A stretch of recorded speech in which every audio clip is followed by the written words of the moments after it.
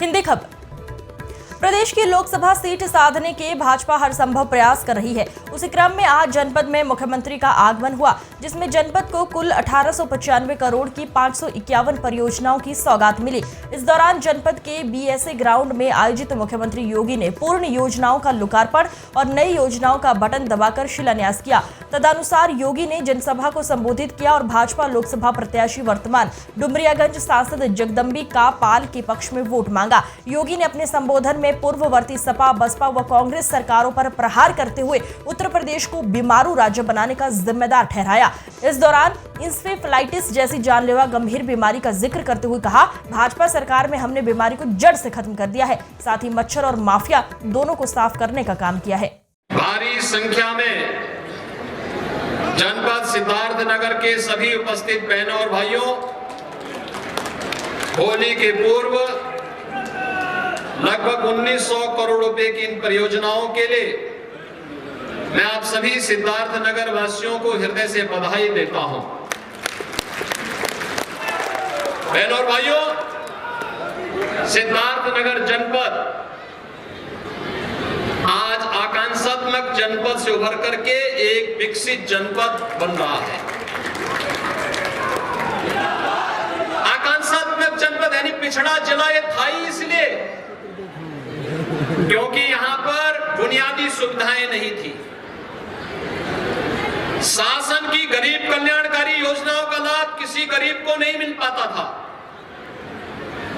शिक्षा और स्वास्थ्य में पिछड़ा था, रोजगार नहीं था, कृषि और जल संसाधन की स्थिति अत्यंत खराब थी, उद्योग धंधे ना के बराबर थे और एक तरफ माफिया गरीब के हक को हड़पता था और दूसरी तरफ मच्छर यहां के नौजवानी को बचपन में ही निकल जाता था।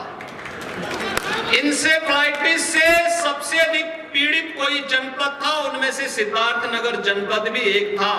मैंने अपनी आंखों से पिछले 30 वर्ष के अंदर हजारों बच्चों को इंसेफेलाइटिस की महामारी से काल कलवित होते हुए देखा है।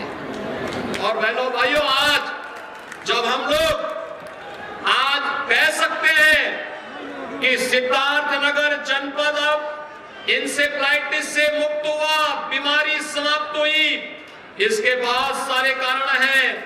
हमने मच्छर भी समाप्त किया, माफिया भी समाप्त किया, और जब मच्छर और माफिया समाप्त होता है तो बीमारी भी समाप्त होती है और बीमारू राज्य की श्रेणी से, बीमारू जनपद की श्रेणी से उभर करके, आकांक्षात्मक जनपद की श्रेणी से उभर करके आपका जनपद भी विकसित जनपदों की श्रेणी में आकर के खड़ा हो चुका है। माधव बाबू के नाम पर स्थापित माधव प्रसाद त्रिपाठी मेडिकल कॉलेज सिद्धार्थनगर की एक नई पहचान बन रहा है।